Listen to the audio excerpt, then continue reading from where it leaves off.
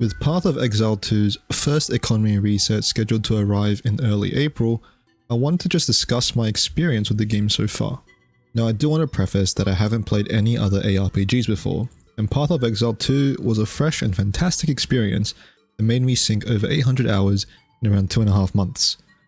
With that being said, however, most of this video will be focused on the shortcomings of the game and aspects I personally found frustrating, in hopes to see them improved or changed in the upcoming 0.2 update. Here are some map layouts I personally dislike from the campaign. As someone who has run the campaign a few different times leveling different characters, I now know the general layout of a lot of the maps, so I can skip a lot of the unnecessary areas. And although I can see how exploring a new area could be exciting and enjoyable, I feel like the moment you level up an alt, or run to your 5th consecutive dead end, or god forbid, you have to backtrack for a quest item, the process becomes extremely tedious. This, in and of itself, wouldn't be that big of an issue in my opinion if it didn't bleed into mapping, the main mechanic in it. In terms of the current endgame, there are a few points I want to make. The first one being that map layouts are pretty bad, and adding in checkpoints was a band-aid solution. So although a large portion of the maps are playable, and only around a quarter of the maps I would say actually give me cancer, the fact that mapping is practically mandatory, and you are also encouraged to run the bad maps to juice the good maps, it makes it so that when you do eventually land on a Maya or Val factory, it just feels depressing. Adding in checkpoints was also a nice quality of life, but it doesn't address some of the inherent issues such as the low mob density of Crypt or having to backtrack to clear a map. I have heard that in PoE 1, you can choose to run a single map over and over, and that would essentially avoid the issue of having to run bad maps. But personally, just based off of my limited understanding, that might feel too repetitive, as in theory, the lows of the bad maps would elevate the highs of the good maps. But when the lows are Val Factory, the highs aren't really worth it. Out of all the endgame mapping mechanics, there are only a few viable currency makers, namely Breach, Rituals, and maybe Expedition. Other mechanics such as bosses, actually running deliriums, strongboxes, and essences are simply just disrespectful towards your time. And unfortunately, the viable endgame mechanics only really highlight the issues brought on by bad map layouts.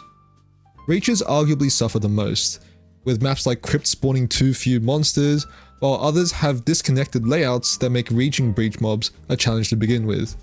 Sometimes even on good maps, you just get an impassable ledge which gives you enough time to ponder your life while you walk around it. For Rituals and Expeditions, you are heavily speed gated by the killing all rares requirement. Tragedy has struck in the Bloodwood.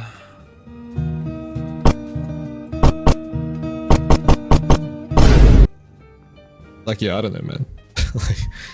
For non-mapping mechanics, the only lucrative strategy is Trials of Sekhmet. And even then, it's only lucrative if you have a fast endgame build like Blink Temporalis or a stat stacker. Overall though, this isn't really a hill that I'm gonna die on, because I understand the lack of variety in fleshed out endgame mechanics is most likely just due to the game being in early access. And maybe GGG wants mechanics like essences, bosses, and strongboxes to be supplementary rather than to take the spotlight. Who knows though. For towers, I think GGG are going about it the wrong way. They added tower variety in patch 0.1.1, which I have mixed feelings about, as although it did add a change of scenery, it also slowed down the overall clear speed, and for me, most of the map layouts aren't even that enjoyable to run. They've also recently announced this change for 0.2. In the 0.20 update for Path of Exile 2, we'll be giving all content the ability to spawn in tower maps, including bosses. This means towers will have the same clear requirements as regular maps, and you'll need to fulfill these requirements in order to activate the tower. Towers will be able to randomly generate with content on the Atlas, and they'll be able to gain content from using tablets on other towers in this radius as well. On the surface, it seems like a good change, but having to clear the tower, like it is any other map, simply just adds the map layout problems onto towers. And not to mention, tower map layouts are awful for breaches. And I don't think that this minor buff to expedition and rituals is really worth the increase in tediousness inducing. I'm happy that they're exploring solutions though. Some other issues that I personally have a major gripe with is obstacles that block view of your character, as it seems really counterintuitive when you consider that most endgame deaths, at least for me, occur from an AoE explosion on the ground underneath your character, or a small floating orb that eventually blows up on your character. Dying to this because you can't see your character would probably be greatly infuriating.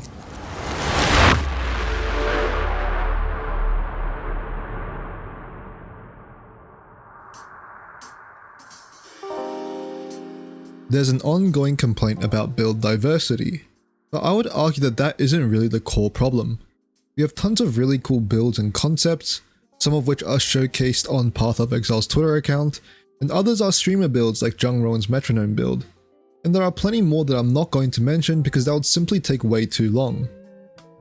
However, if your goal is to min-max a character or to maximize currency gain, there's about a 95% chance you'll go for Heralds, Spark, or a Blink based build, as they simply just blow the other builds out of the water. And hopefully as we see early access develop, we'll see weaker abilities like this. Artillery Baluster is an emplacement that launches long-range heavy bolts at your enemies. It won't fire if its target is too close. Get buffed, or updated, or reworked to be a bit more viable, and hence improving build diversity. Like, how does this exist alongside auto bombers, like blink auto bombers? Like, I don't know, man. I don't really mind whether GGG decides to bring more builds up to the speed of a stat stacker, or if they nerf everything to be a bit slower and more methodical, but I do think this is a decision they need to make soon before people get too used to one or the other. With that being said though, I believe this is a major enough issue to be one of the first things addressed in 0.2, so I'm not that concerned. On the topic of build balance, I also think the argument against Magic Find to be a bit over-exaggerated, as I think it's honestly not a bad stat to have in the game. There's been an increase in data suggesting that it isn't actually affecting drop rates as significantly as people thought, such as the data presented by Medir, and that knowing how to juice your maps properly rewards you a lot more. There's also the argument that people who rush Magic Find in their gear will get an advantage, and although that is true to an extent, most people who get to rush Magic Find early enough to actually get a significant lead are unemployed and spend 12 hours a day playing Path of Exile, which means there's already an inherent advantage that you can't really beat as long as you have a job and are a functioning member of human society. I personally view Magic Find as another stat to balance, similar to Elemental and Chaos Res, and although I understand weaker builds that need more stats oftentimes have to forego Magic Find for that extra bit of strength, I think that is an issue of build balance as I mentioned earlier, rather than Magic Find being a bad stat. With that being said though, this is just my opinion. Before getting into the last section, I just wanted to quickly list out a few things that I believe to be actually due to early access and that will get improved over time. The first one is crafting. Now, I've only really heard good things about PoE 1 crafting, and although I understand GGG want to take PoE 2 crafting in a slightly different direction, I doubt they would rework it and leave it in such an unfinished state as it is right now, so I'm not too concerned about that. Over time, I also expect there to be an increase in number of viable endgame currency making strats, which will help improve the endgame experience and leave people feeling less burnt out. GGG has also released teasers on an improved and expanded Atlas skill tree and also an increase of support gems, which are both extremely welcome. Which leaves us with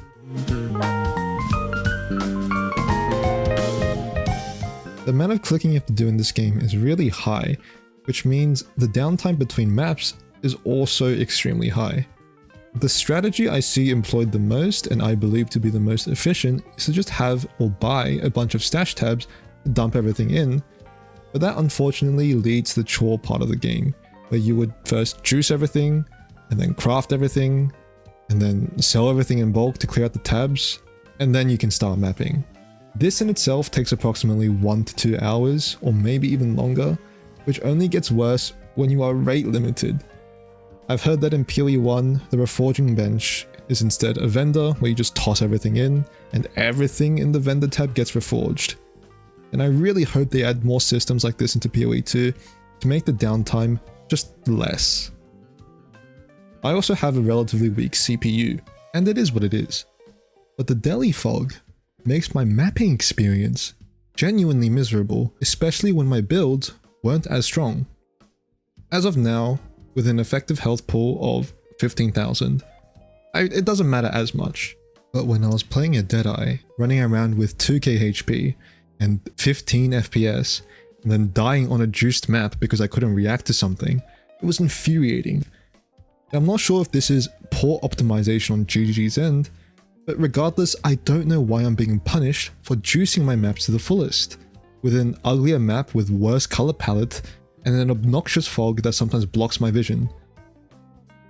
Now, all in all, despite the video being mostly criticisms, I did thoroughly enjoy my experience and hope to enjoy it more as the game develops further. And if you've watched till the end, I really appreciate it and hope you have a good day.